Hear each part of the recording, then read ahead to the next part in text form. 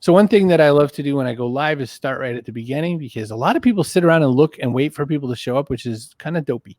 So Christine Perkett, we have not chatted for more than a sentence on Facebook in forever. And I absolutely can't remember when I last saw you in person, maybe 2010. No. I think it was inbound. Was it inbound? No. Then that would be like 2008. No, I've seen you since then. Okay. So one thing that's different is Perkett PR is no more. We are now Mindfull Marketing. And there's a change that goes with that I think would be kind of fun to talk about, bringing us into the land of the backpack, which is the idea of the show. The backpack is just, what kind of things can we add to the backpack so that we have what we need to lead and win. So that's why you're here, because you have those kinds of things on board. So Chloe from Scotland says hi to us. And let's start with this. Why Mindfull Marketing and why the rebrand in this time? Yeah, so it's actually been about 1.5 years, so 2 years in October. You predated COVID with this. This is a long-standing plan. No, yeah, it was a long-standing plan. The main reason is, I think we started branching out in, 2007, 8, somewhere around there, and doing a lot more than just PR. So, we were, even with the advent of social media, a lot of PR people are doing more content creation and creative and marketing materials than they were doing before. Right.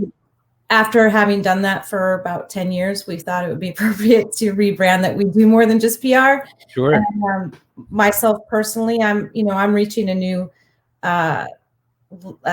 stage in my career, as you will. My children are getting older. One is graduating next week. COVID graduation. And I wanted to really expand what I was doing personally with clients in a bit of a more strategic role. So what does that look like now? So I get what traditional PR does. And I also, I never knew any of this stuff. Like I never knew that PR got like such a tiny slice of the budget and marketing got such a big slice of the budget. So, you obviously went over to the better side of the who could pay us. But what was what does that expansion look like? Besides, we offer some more services. What does it mean to you? The word mindful is really on the top of my head as you're saying this too, because I'm like, oh, so you market yoga people and hydro flasks? As you can see, it's with 2 L's, which was kind of risky, where people are like, she's in marketing, she doesn't know how to spell. But the reason that full is emphasized is everyone's mind is full, right? And breaking through that, that's kind of why the logo is what it is. It's like breaking through everyone's full distracted mind is what you need to do in marketing now. And it is the core challenge. So that's kind of how we picked the name. And hi, Stephen, and how we picked the logo. That's my pop, by the way, who shows up at 7 a.m. Vegas time for this show. So, wow, that's a good dad. Which after I'd even said, and mom's usually around too, but after telling everybody there's going to be reruns all week, the fact that he showed up meant that he was like really eager to rewatch one of the old episodes. Well, you've had some amazing guests. I'll tell you, I almost canceled out of Imposter Syndrome feeling, which we can after seeing, Daniel Pink and other people. I'm like, oh, I can't do this. So that's something else we can talk about. I would love to talk about that, especially because what people don't know, who don't know you yet, is that you got me my first paid speaking gig and you made me realize, oh, maybe there's like some magic in this old silk hat. So wow. You said, hey, have you ever heard of Constant Contact? And I was like, yeah, I think everybody has. And you were like, well, cool. Well, they're kind of down the street. And I was like, I didn't know. You said, well, they have a very low budget, but would you, could you come in and speak? And I had never made $1 speaking. Really? So like, I didn't even realize that until you told me. What's your budget? Whatever you had said. If you'd said like $50 and a couple of like, lifesavers, I would have taken it.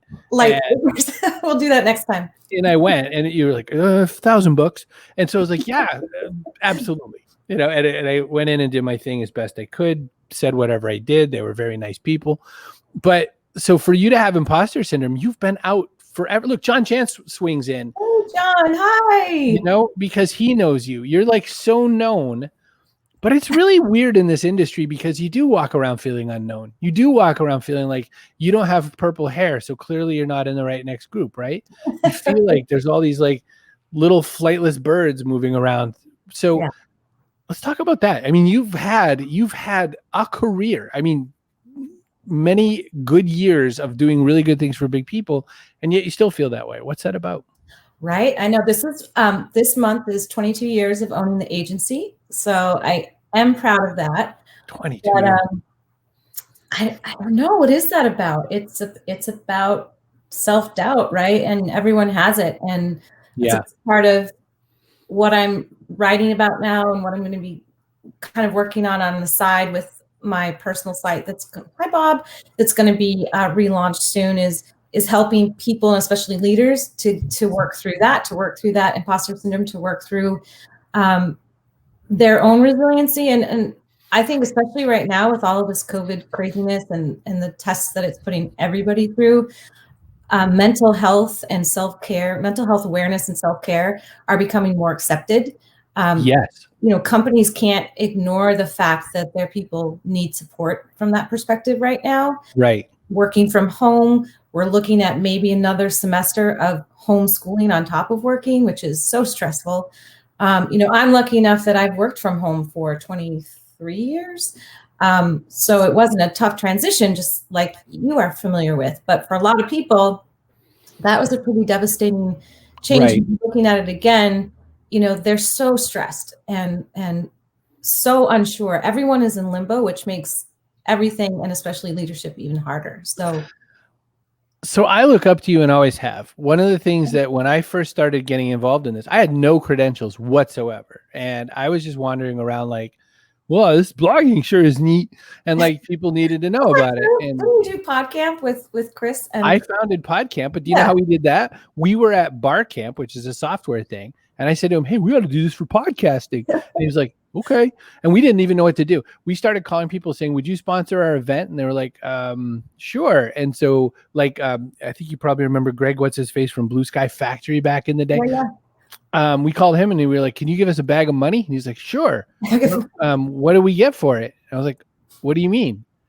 And he goes, do you know how sponsorship works? And we're like, no. And he explained it. Like, we're stupid idiots, Christine. Meanwhile, you should have called me. We could have worked together more then, Steve. You were out there just doing it, and you were a grown-up, and you had all these grown-ups with you, and you had, like, in my mind, like a staff of 8,000 people. Because you're the first PR agency I knew. So even if it was 5 people, you had them all. You had all 5 people. No, those were good years. We had about 33 then. That was a big year. Big time. That's 33 people's payroll you paid. Yes. That's ridiculous. And this was my 3rd recession with the business, which I've had enough. We're good now. Getting old. Not you. The idea of like yet another recession. Carol says imposter syndrome is a female trait. Did you see that? I did. I would tend to agree with that. But I have seen men talk about it as well in the last, 5 years maybe, but I think females are more willing to talk about it. Yeah, see, Jack is saying I think men have it too. I just think women naturally talk about things like that more openly. So, even with, unfortunately, some of the suicides that have taken place over the last 5 or so years, yeah, I've seen startup founders and specifically male startup founders talk about the pressures and the imposter syndrome that they feel and never feeling good enough. So, like, for me, that's encouraging. I still think we have a long way to go. But like I said, I think COVID is opening that up a little bit more and, making people okay with talking about the need for taking care of ourselves mentally. 2 differences between you and me besides gender. One is I am so eager to explain to people that I don't know anything. Like, I wander into every room like I am a big stupid idiot. Now what? And you would think that wouldn't earn me customers, but it does. I believe it does. Yeah, the right customers, in my opinion. Correct, because you know who hates me? People that you get for clients. You know what I mean? Like, we really need a solid format here, and it's really going to work, right? Like, that's who you get. And I get like, I don't know. Let's try it. John says, I would contend that men have it worse, but are better at faking it. Oh, we are the faking fakers. That's part of being Irish in my mind. Just push it down, push it down. Yeah. I don't know if faking is the keyword that someone would think of in terms of why they're doing it. But, my mom always said, fake it till you make it. And then I saw someone say, don't say that. Like a few months ago, someone was like, you can't say that. But it worked for me. Like when I'm not feeling it, I fake that I'm feeling it. And it's really hard, especially because I am an introvert, which I know seems very strange as a marketer and PR background, but that's why I like to put other people in the spotlight. Right. And that's why I almost canceled today, because I do get very nervous. Like, what do I can say that's of any interest to anybody? Hard. It's hard to come out. Yeah. So number one was I am totally willing to admit I'm a big stupid idiot. Number two is you helped so many other people get seen. You created bodies of work and led people to create bodies of work. But Christine's voice doesn't always come out. The only place I ever read you fairly regularly was on Facebook about family stuff. Mm-hmm. So is the new iteration, this new Christine site that's coming out, this new you, is this also going to come with your voice, or is this just going to be some more, here's the stuff I offer? And I already can see the face you're making, so I can't wait to hear. It's such a good question. I actually am really happy that you asked that question. I am trying, it's so funny because I've had people tell me both things. I've had clients tell me that I'm very tight-lipped, that everything I do is all professional. But then I've had my mother, she's 75 in August, God bless her. But she once told me that I was sharing too much on Facebook and that it probably didn't look good. So I've had both. I think, it's no secret that I got divorced and sued in 2011, which was a really tough, actually 4 years. And I think I became more vocal then, just out of my need to say I'm not exactly at the top of my game right now. Right. And then obviously pulled it back because I started a second business and I was trying to get funding, and you're supposed to have your shit together, right? So can I say that? No, you can totally say it. Okay. No one comes. Look, shit. No one comes. And so yes, now part of what I want to do in helping others more, from a mental health and specifically resiliency standpoint, is to tell that truth. Yes. And because I've talked with you a lot about my desire to write this book, and it has been in me forever. And it's self-sabotaging when you don't get around to it. You always put it last, even though it's the first thing you want to do. And that's kind of been where I've been. But now I've found an editor, and she is amazing. And it helps to have that responsibility to someone else. And so that's what the focus is on. And I think, again, right now, with everything going on in the world, even though people might not want to hear from another middle-aged white woman, I think the topic of resiliency is timely. So I'm hoping that that's the case. So yes, to answer your question, I do plan to share more of my story. And, I did do that on the Bold Talk stage back in 2014. That was a really scary move for me at Inbound. It had nothing to do with business. It had to do with my experience with imposter syndrome, with mental health issues, with divorce, getting through all those really tough times and how to keep going. Mm-hmm. But the response that I got was so energizing, and exactly the reason I've always wanted to write this book is you think that you're not helping people, but you are by sharing your truth, and it's weird. Sometimes don't you wish you could step outside and see how other people see you? I really wish I could do that. I did build a business, but I built a business with $200 in my pocket, and I moved to Boston and I didn't know anybody. So I didn't have a rich family. My parents didn't help me out. And some people think that's kind of where I came from, and that's not the case at all. So I like to share that story now. I had to kind of hide it in the beginning because I needed the credibility, but now I can say, this is how I did it, and you can do it too. Really, it just takes tenacity and stubbornness. But that is tenacity is surely part of resilience, because one thing that you probably teach everybody all the time is that the more times you take a swing at everything, the more chances you have to either lose again or keep going. Right. You already talked about it. You talked about bad divorce. You talked about the mental health hits on that and all that. You've talked about, business going up and down a bunch of times. You're here still. You're strong. And there's a room full of people live, not counting who's going to watch this after, who are hanging on your every word. So clearly you have some value. Why does your inner critic want you not to hear that message? That's a really deep question, Chris.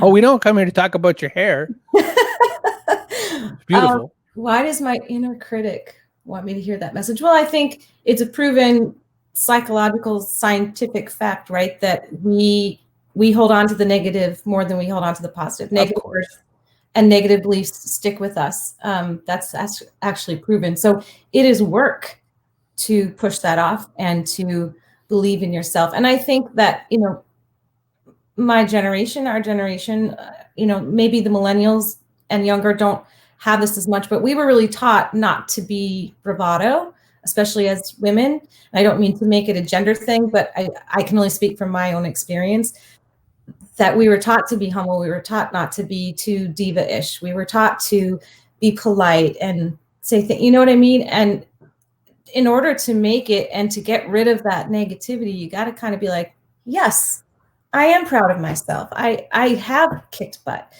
And that's a journey to get there and be okay with it. And you're always going to have, especially in the day of social media, you're going to have critics who aren't going to like it. So you have to be okay with that too. Deb tells us it's easier to beat ourselves up than to put effort into the positive change. It's so true. It's so frustrating why that is. That's the one thing I really love about clinical depression is that you sit around in your bed believing everything. You're never going to do anything. You're always going to do this thing. Right? Depression lies like a beast.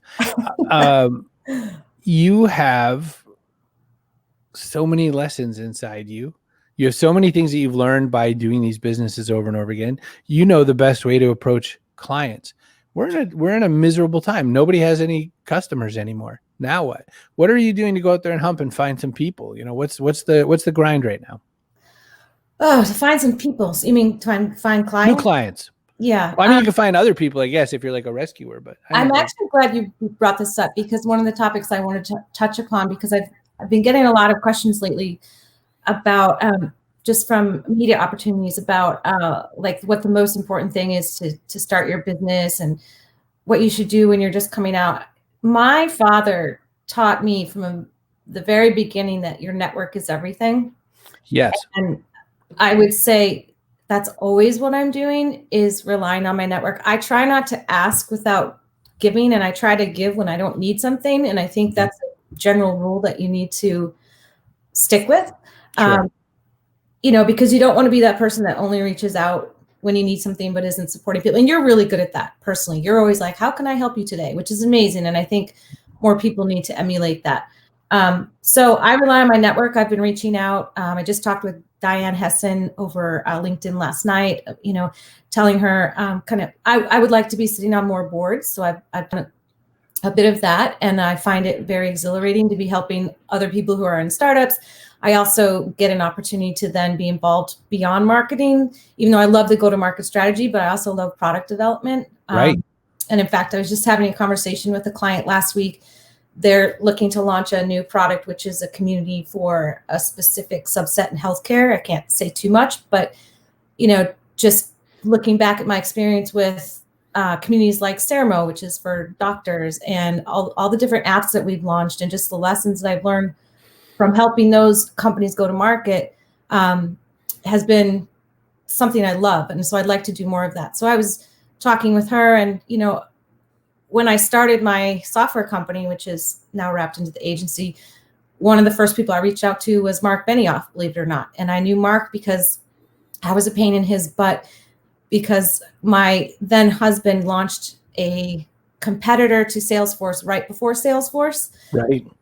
Two 28-year-olds with no background and no, experience doing it, but they ended up selling to Right Now. So it's a good story in the end, but no match for Salesforce, obviously. But we, from a marketing perspective, we were that annoying little David to their Goliath. Nice. So I made that connection with him and just worked to keep it, even though, he probably wouldn't even recognize me if he walked by me on the street. But from a networking, staying in touch perspective, I've worked really hard to reach out and to be kind of brazen, to be honest, to reach out to people and say, I'm totally scared of this person, but I'm going to ask anyway. And the worst they can say is no.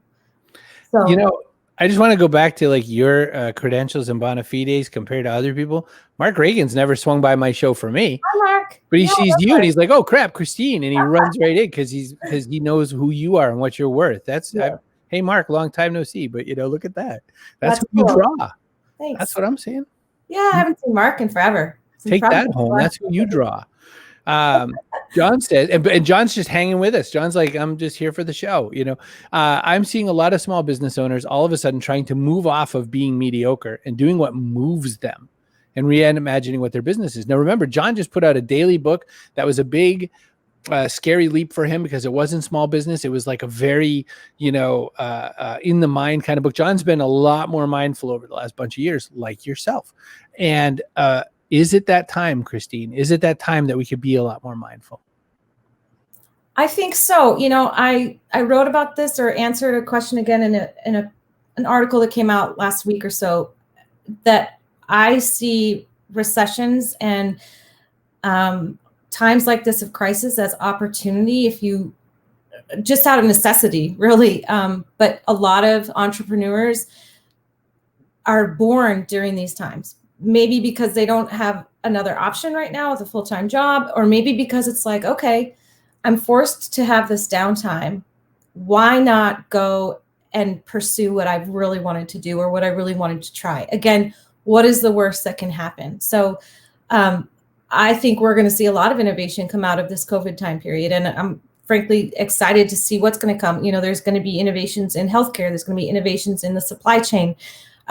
From this situation. And I think you always have to see the silver linings. And I think it's absolutely time to be more mindful, and not only mindful of what you want to create for yourself, but how you're helping others. I think we're seeing a lot of that, obviously, with the Black Lives Matter movement and the protests and, just what we're facing as a society together. These two very massive things are happening simultaneously, and it's absolutely time to be more mindful. And Robert, don't waste a good crisis. I like that. Yeah, totally. He's right. And I'm trying to take a step back, not only think about, what do I want to do for myself, but even with like the Black Lives movement, I've been kind of quiet on it. I've shared a few things, but I'm really trying to listen and learn, because what I've realized from this is that I really don't know what it's like for them. And my Black friends, I'm reaching out to them personally and saying, do you want to tell me anything about your experience? Because one thing I've learned is I used to be proud to say, I was raised colorblind. My family had all kinds of friends of different religions and ethnicities and colors. And, it never even occurred to me to think about it. But that's the problem, is that it never even occurred to me to think about it. And that is enlightenment that I've received just through this last few months. Right. It's a very interesting time. I mean, the quarantine, this civil rights moment, a lot of other things kind of piling in at the same time. And also one thing, and I'm really curious your take. I don't know how much it affected you. A lot of people it seems to have impacted that sort of eat the rich moment that's going on. Like just sort of looking around at the excess of people and just like, ugh. And like looking at like Nicki Minaj crying into a bowl of cereal because she couldn't have sushi. Not Nicki, the other one, the almost. I missed that one, darn it. Fake Nicki. But there's just a lot of that out there, right? There's a lot of that sense that, what we were really obsessing about is really dopey. And that celebrity news isn't traveling as far right now, unless it's like celebrity mental health news and that sort of thing. I'm just curious if that's how you're feeling too. Yeah, so it's very timely that you asked that. Just yesterday or the day before, I said to one of my friends, it was my therapist, sorry, not my friend. I said, I'm really taking a look at my life right now and just thinking, what do I need to be happy? Right. And it seems like it's clearer than ever that there's so much stuff kind of toiling and taking up our lives and our attention that we don't need. And I think, when you reached out to me to come do the show with you, I was like, I'm not on Facebook right now. I took a month off, which is kind of a risky thing in my business, but because I'm not running any clients' Facebook right now, I could do it. It was so necessary for me, and it was so good for me. It's changed my habits and how I use it, and how often I'm on it. I love Facebook, but it was just getting really ugly. I try to always change my feed by, I don't follow any, probably shouldn't say this as a kid, a marketer, but I don't follow news pages, for example, because I have to watch that stuff for my job all the time anyway.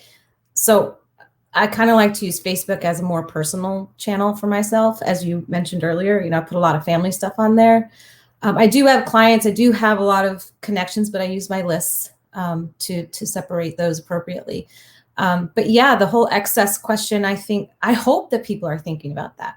I hope that we're becoming more aware. I hope that that's something good that comes out of this crisis, is we realize, and if we're being honest, it'll be temporary, right? It's like, of course, when someone passes away, you have a few moments of, oh my gosh, I want to be a better person and I want to do things differently. And then life goes on and we get caught up in all the sassafras again. But I'm going with sassafras is my word of the day. That's a good one.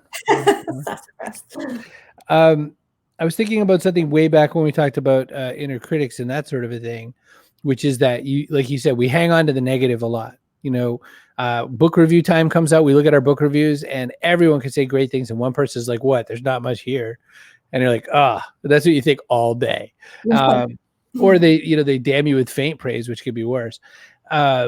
What would you need to hear more every day to give you a little bit of fuel? Now, all good change and growth comes from inside. We can't, we have to do our own work, but what would it feel good to hear every day a little bit more out there in the world for you? For me personally? Yeah. I think, you just said it earlier and it was very nice, but it made me uncomfortable. Really? Tell me more. Yeah. Just to say that I've helped so many people. Like, I don't necessarily feel that way. And if I look back on my career from an objective standpoint, I do see impressive moments, but I always feel, and this is really, I can't believe I'm going to say this, but I always feel like I'm on the peripheral of the marketing Boston celebrity kind of thing, like looking in like, oh, I wish I was one of those people. You know what I mean? And I don't know why that is. Maybe because I haven't worked with, we've worked with big brands like Simply Safe, and you mentioned Constant Contact, WebEx. But maybe it's because the business has been, the roller coaster that it is. But you talk to the fancy people at the events, at least. I have to presume. Yeah. Right. So like a John Jantz walks by, you don't like ignore him and hide in the bushes. Like you talk to him, right? No. I do. Okay. Because I'm telling you, neither John nor Mark have ever been at the show. They came for you. John hasn't been on your show? Oh, he'll be a guest at some point, because John and I have this horrendous history of interviewing each other like throughout time, like some bad movie. But like just to come on chill, that's you. You did that. I didn't do that. He didn't swing by for Danny Pink. Nobody did. Dan Pink's a weirdo. He really is a weirdo. But like it was, no one came out of the woodwork to come and connect with you. So like, you just have to know that. And it's tricky. It's tricky. We all feel like that. There's that book by Mindy Kaling, something like Everybody's Having Fun Without Me, Aren't They? I love her. Yes. That's, I could have that tattoo. But, even when I was in the middle of the middle, I still felt like I wasn't, and right. Now again, it's sort of like us versus the purple hairs. Well, let's talk about that. Is that an age thing? Is that what you're referring to? Because I was going to bring that up myself. I feel like that a bit. I feel like I just crossed 50 in April. I think I think if someone looks at, some new fun poppy kind of brand, they want someone that doesn't like my brand aesthetic is messy hair. My brand aesthetic is, well, I slept in this shirt. You know what I mean? Like that's the aesthetic. That's not like a win. Makes you cool with the younger set. That's cool. I guess. I'm a Karen. Come on. If I were a stoner, I would be like dead middle, but I don't do drugs. But I'm sorry, I don't do medicine. But I have to tell you, it's just a crazy thing. So I think there's a thing there. Talk to me about your take on that. I was thinking about this the other day about when we started on Twitter, because we were one of the first PR agencies on Twitter. Yes. And we actually wrote about the use for, thank you, Robert, the use of it for business. I wrote a blog on it back in 2007. Thanks, Mark. Mark's calling 50 young. I'm in. Well, so I was thinking about, God, I've kind of grown up now on Twitter and right social media with all kind of the group that you're aware of too here, at least in the Boston area. We all used to, I know Robert was there. We used to sit there and talk back and forth on Twitter like it was this small group. And Robert Scoble was a big part of that, because I remember that was one of the tech influencers we were following. We kind of got on Twitter as an agency and lurked first, and it was all tech influencers, including you. So I've been thinking about that recently, like, wow, that's 13 years. Like, what does that mean for me? What does that mean for us? And 50 is a big thing. It's, it's a pivot, I think, from a mental perspective, as much as a career perspective. Is this what I want to continue to do? Right. And to your earlier question, it isn't all I want to do. I have so many things I want to do. And so how do I make that pivot? If there's anyone out there that's watching or watches this later that did that, I would love to have you interview them on how they did it, because, we're seeing stories about older entrepreneurs, older startup founders. I think that's a whole nother interesting part of our business society that doesn't get that much attention. And I would love to hear more about how they did that. I'm with you. Wow, I just did the most perfect sneeze off camera that I've ever done in my life. And then I had to brag about it. It was really good. Very nice. The only reason I actually called it out is because there's a feline visiting the house for the last few months, because it's in a brawl with some of the other felines at the other house. And it's making noises because it's sad that I sneezed. It's like, are you all right? And I'm like, I kind of hate you when you say nice things and feel nice when I'm sick. Just a sneeze, kid. We're good. All right. So another question related to that, especially related to, where you're headed, mindful marketing. We've got a lot of that going on. There's I want to in your world too. There's I want to do this. Like, if everything happened the way it does and all the bills all get finally paid again, and I don't feel like, oh my gosh, I'm just inches from deciding which Happy Meal I could split over 2 meals. When you start feeling like that again, what's that? What's Christine fully fueled going to look like? I want to help other people reach their dreams, whether it's entrepreneurial or, personally. I'm not a life coach or anything like that. I'm not taking that turn, but I would love to help, from a leadership perspective, I hate to say leadership coaching or training, but that's part of what I'm interested in. And leadership fascinates me. I think it, as well as marketing, has so much more of a psychological perspective than there she is. Welcome to Cat Anus. This is the face part. You'll see that for a few seconds, and then she'll really tell us what she thinks. So, no wonder you're sneezing. But I want to help. I want to help people. I want to help people get to the point I'm at now faster than I got to this point. Do you know what I mean? Nice, absolutely. And to believe in themselves and to pursue their dreams and to lead people in an effective and healthy way. That's a big one for me. Just leadership in general is so interesting and complicated. And I always say HR is the hardest part of the job in terms of being a small business owner. It's definitely been one of the most complicated things for me, but it's also been one that's pushed me to grow and learn about myself as well. So I have a question that doesn't relate to the last question. What's that? I have a question that doesn't relate to the last question. I think, by the way, leadership training leadership coaching is a much needed thing, especially now where everyone is going to feel more like an imposter because now they're leading remote teams. Right. And I've been doing that for 22 years. Yeah. So they're on their back foot now. I could parlay that experience into helping maybe some bigger brands, figure out how they're going to set this all up and continue, because I think we thought it was short term. It was only going to be for a couple of months, but right. The way things are going, and I mean, you open up the news or turn on the news and, we don't know where we're headed. So this has got to be something that businesses are training for, preparing for long term. I feel like any day now when Elon starts to sell that, there's the anus. I feel like any day now when Elon Musk wants to sell that spacesuit that he's making, that really stylish looking one, we'll all be lining up to buy them. Right.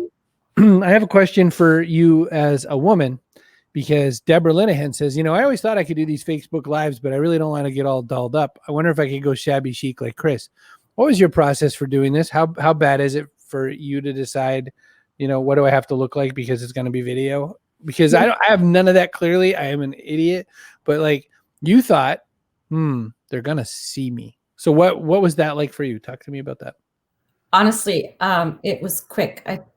That's another gift of getting older is you you just don't fret about that stuff as much. Nice. It took me about 30 minutes to get ready. I think the only difference of what I did today was actually get dressed in something other than workout clothes. Yes. Which you could have worn. It would have been totally fine. I'm a big fan of that sort of, what was that movie? Twist of Fate. I'm trying to think of those remember all those 80s exercise movies? Yeah. John Travolta and all that. John. Yeah. Xanadu. Xanadu for sure. Oh, I'm really hating myself. And then there was one with Jamie Lee Curtis back in the Whale days. Oh yeah. Who I thought of when you said about the, you get to your certain age or whatever. And I remember it was almost 10 years ago now, but Jamie Lee Curtis said, you know what? I'm done. Like, I'm done with makeup. The bare minimum. She's done that. Done with dying. Alicia Keys refuses to wear makeup. Alicia Keys, no makeup now. There's a bit of a growth. Do you think partly the LGBTQ thing? Do you think partly the we have bigger fish to fry, plus the quarantine and all that? Is there a time coming up vaguely soon where women can just be women for their brains and not necessarily all the other stuff that they have to carry with them, or are you still doomed to have to do all the hard work? All right, I might make some people angry with this answer, but I wish I could say yes, it's around the corner. But if I just open up Instagram and look at the homepage, young women don't realize right now how they may be setting themselves up for staying in that cycle, if that makes sense. It does very much. You feel free to keep expounding on that though, because I think that's the big point. I think that, like you're saying, they're seeing it, so they're modeling it, right? Right. Well, so I actually brought this up with my husband on Sunday. We were out for a walk, and we're a blended family. He has a 12-year-old daughter. So I have a 12-year-old stepdaughter. She'll be 13 in October. And I said, how do we combat all the stuff she's seeing on Instagram? Because now she's suddenly on Instagram all the time, and she wants a TikTok. And we're like, no, you can't have a TikTok. And even my son is a sophomore. He just turned 15. He's on TikTok all the time. He's seeing a lot of things that we as a family don't agree or believe in. But not that I don't want him to see those things. The world is wide and you have to make your own choices. But back to your original question, just what you see on Instagram is all about beauty and physical attributes. Yeah. There are some that are also building amazing businesses, right? Like, is it Kylie Jenner?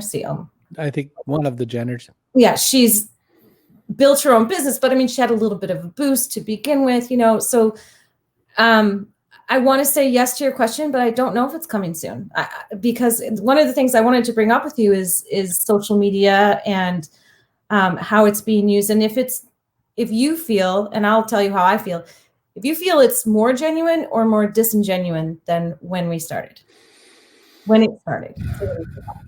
I wish with all my heart that everyone treated it kind of like I do. Like if I go poop, I tweet, I just went poop.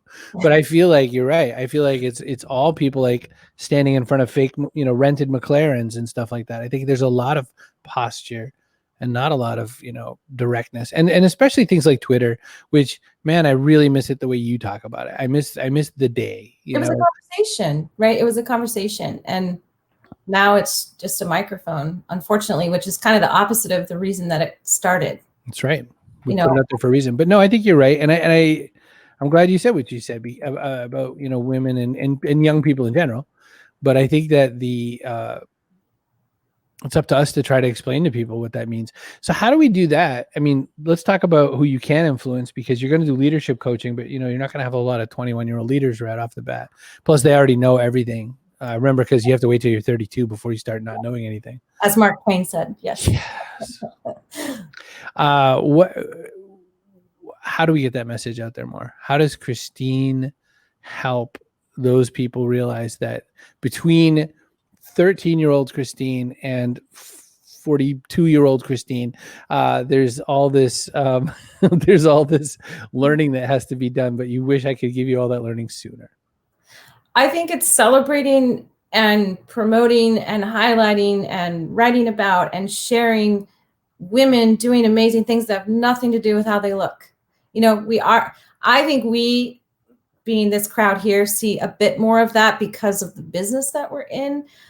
I think it needs to be more mainstream. One of my book dreams from the time I was like 19 was to write a book about truly beautiful people, because People Magazine's 50 Most Beautiful People comes out every year, and every year I just want to bang my head against it, because if you probably don't notice, just because you probably don't read it or because you're a man, in that issue, they will tell you the size and the weight of the women. And they never say that about the men. Interesting. So they could be beautiful and that's fine, but to define it that way just makes me crazy. And there's so many people doing so many beautiful things in this world to help others to, to do things that have nothing to do with how they look or what size pants they wear. And I think we just need to continue to share those stories. And my dream was to write that book. And I actually reached out. I've reached out to a few people recently, again, with that idea in mind. But there was this column in the Boston Globe, and this was 1996, I think, maybe, 96. And I can't remember the name of it, but you could write an anonymous request. And so I wrote in and I asked people if they would share their story of strife and overcoming so that I could kind of start this book. I'm embarrassed to say this, but I got so many overwhelming letters. Like, I'm talking physical US mail letters. Wow. People pouring out their hearts. And I was too young to handle that responsibility, that I never moved forward. But those stories need to be told. I mean, the things that people are dying to share, just A, to be understood, but B, to help others. I think that's more of what we need, and we need to celebrate that. Thank you, Deborah. I appreciate that. I've reached out to, in the last 6 months, well, a little bit before COVID, I reached out to a couple of local families. I've always been a person that's kind of obsessed with tragedy, which is a weird trait, I know, but I've always been fascinated with resiliency and how people overcome tragedy and how they overcome these bad things that happen in their life.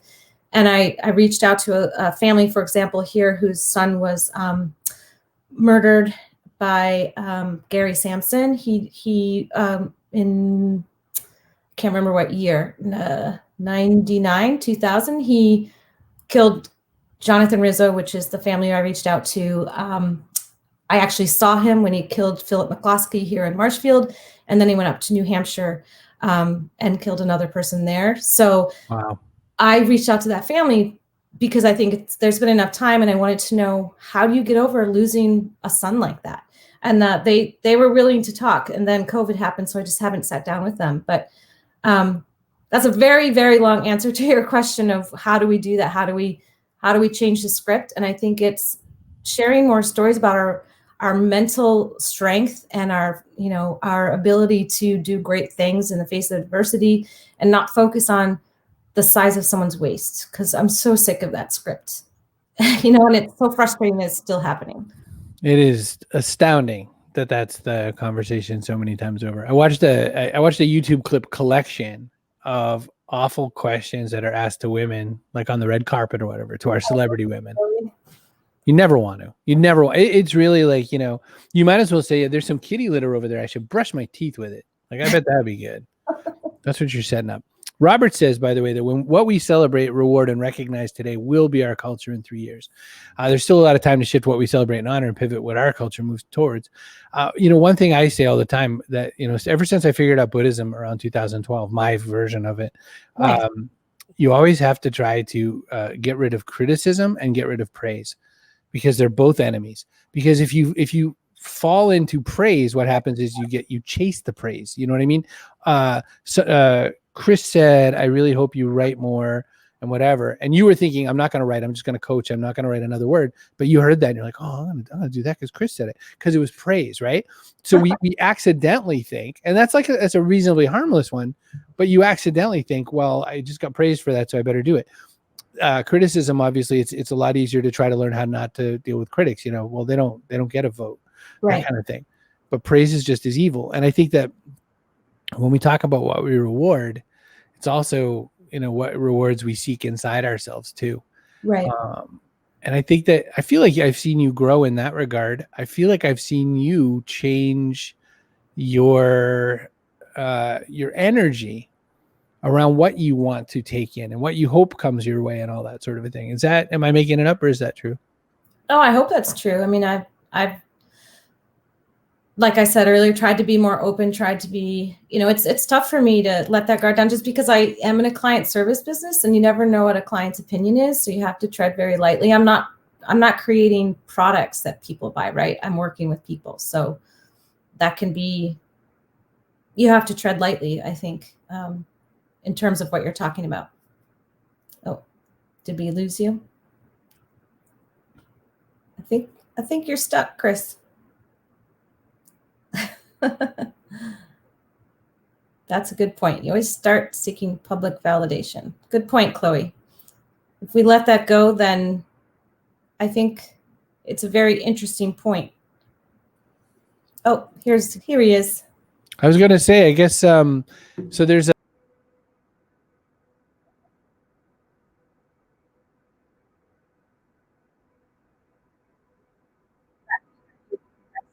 Either of us? a lightning storm outside my house. Evidently, been hit. I didn't know if it was me or you. It was me. Do you have rain over where you are as well? No.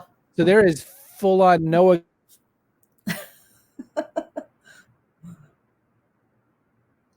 Oh no.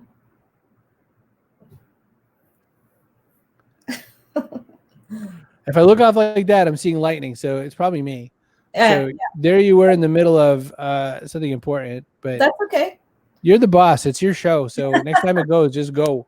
Can I just my ugly face? The last point that you asked me about, changing the script and one other thing that is hopeful to me is some of these new funds for women specifically and minorities who are beginning startups. So Rethink Impact, for example, Google investing specifically in startups founded by women or minorities.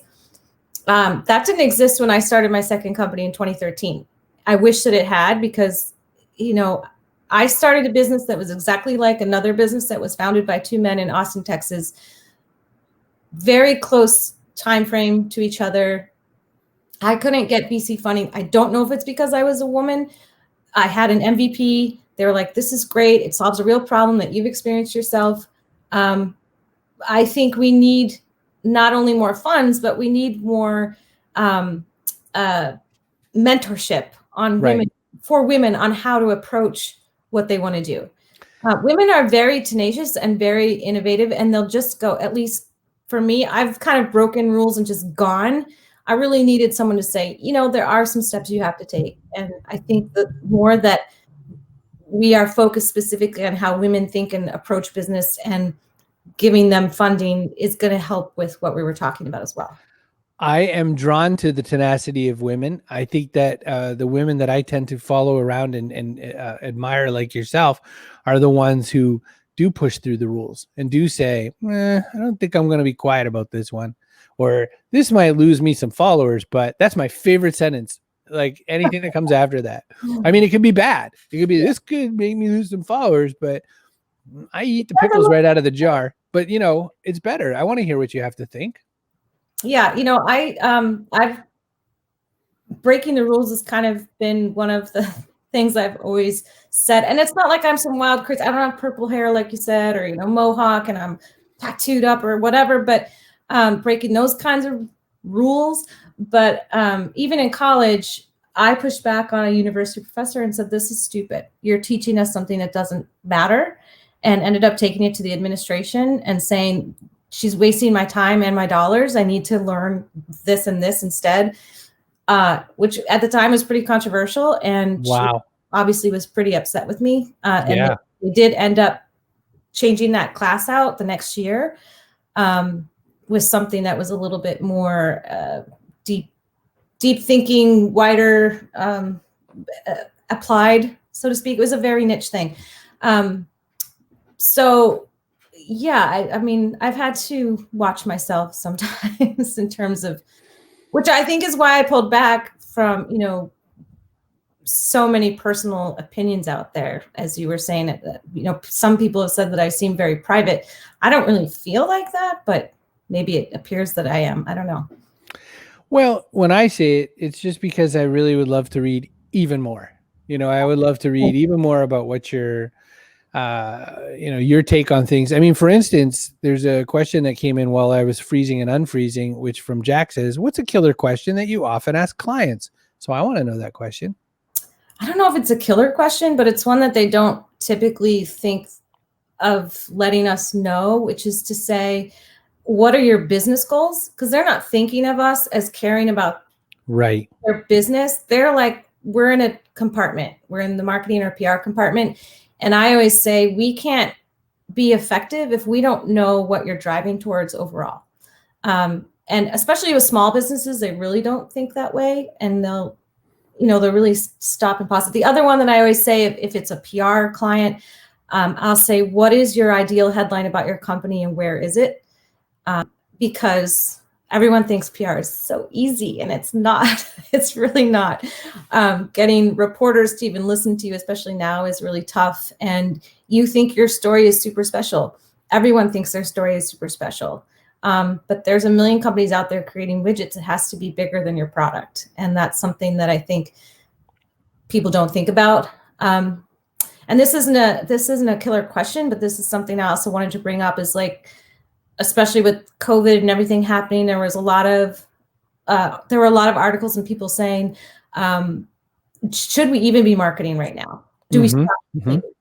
And back to sort of the genuine, disingenuine social media question too. It's like, I think that brands are being forced now to be more genuine and socially minded in their marketing, which I think is a great thing, especially now with this era. They're all going to have to get more comfortable with being a bit more transparent and socially minded. On the flip side, consumers,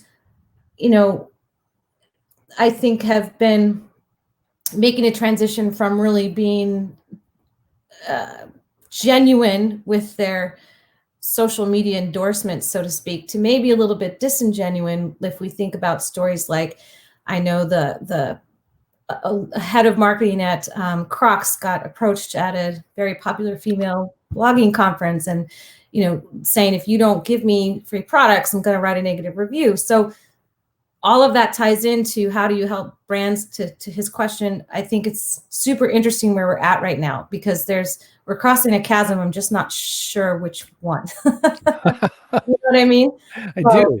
I like that quote though. We're crossing a chasm. I'm just not sure which one. I like that. Well, because it's like, consumers were saying brands need to be more transparent. They need to be socially minded. They have to have these CSR programs, and they have to follow through on them. And a lot of that came out with Black Lives Matter. And you know what? People were right.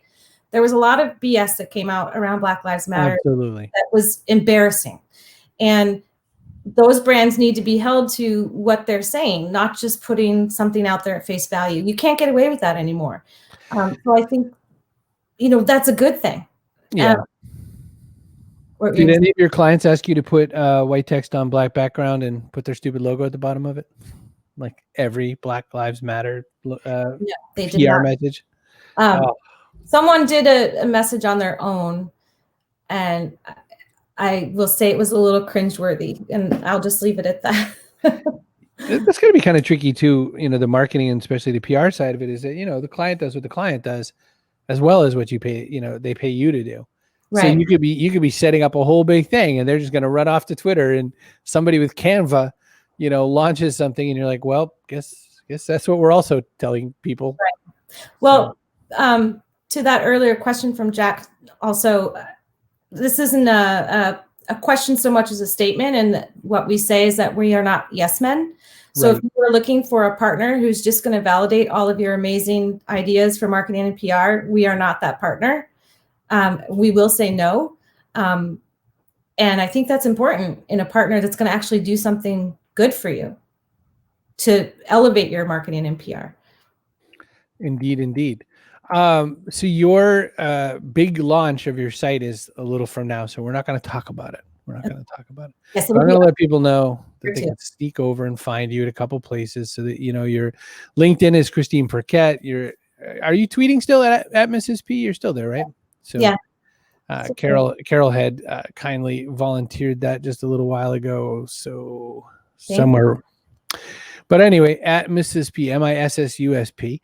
One last question I have for you before we roll out of here and before the storm just renders my house destroyed. You're just testing me. See how. You know, I just want to see you run the show. What's your stance on all this video stuff? Here you are. I don't know when you were last a video guest. What's your stance on all this, and what are you doing with your clients and for you going forward? I'm terrible at doing it for me. Like I said, I'm not that comfortable. So I want to continue to push myself. There's a lot of it I love, and some of it that I feel is being overdone. You know, with everybody having some big statement to say on video and putting every day a LinkedIn video. Those are kind of, I'm scrolling past those now, whereas before I was stopping and watching. Right. So those for me are getting a little bit stale. So I think we're going to have to see something a little bit more sustenance. Like there's some people that do it really great, and I can't remember this guy's name, but I'll leave it in the comments on the video. I'm sure you know him, and he's awesome. But a lot of them I just feel are very fluffy, and so I'm not crazy about that. But video definitely is important, and I've enjoyed seeing the evolution of it. You know, we used to do big production videos. If you remember when Jeff was with me. Right. You know, and Vic Miller was another guy that did our video production. I mean, we did a lot of going to the hospital and creating all these huge video series. And I'm so happy that it's so much more simple now. Right. So I think brands should be doing more of it. Sure. I mean, we have some good video guys in Boston. We have Skip Bensley and all those crowd, you know, all those names that we can think of that, you know, came from traditional and are off doing that sort of thing. Oh my gosh, what's Butch's last name? Who worked with me at the Pulse Network? We just have them all. So anyway, that's the deal. What does he do with video that you like? The guy that's name you can't remember. What makes his videos good is what Deb wants to know. Maybe it's just his personality, but he's always somewhere different. He's not just in his, you know, office. He's usually walking on the street, and he ties in his topic to like involving someone else with a question, like a man on the street. I've always loved kind of man on the street videos. So I think that's important, that you're not just always espousing your own, you're pulling in other folks like you are with this series. And he's just, he's enthusiastic, but he's not too long-winded, if that answers that question. Very. I mean, brevity works. Butch Stearns. Thanks, Robert. I don't know why I locked up. You are a natural, always have been. Thank you. And also Carol says, you know, I'm introverted and shy like you. But when I see how you shine, when you put yourself out there, it makes me want to do the same thing. That is very nice. So there you go. You motivated Deb. You motivated Carol. Everybody else was not motivated. They left totally disheartened. You're wonderful. Christine, thank you so much for being on the show. Thanks for doing all this with me. Thank you for having me. And I love this series you're doing. So keep it up. It's been really interesting. And your variety of guests are really interesting. So thanks for inspiring us all. Appreciate that. All right. Everybody else knows what I'm going to do. I'm going to hit the button right now.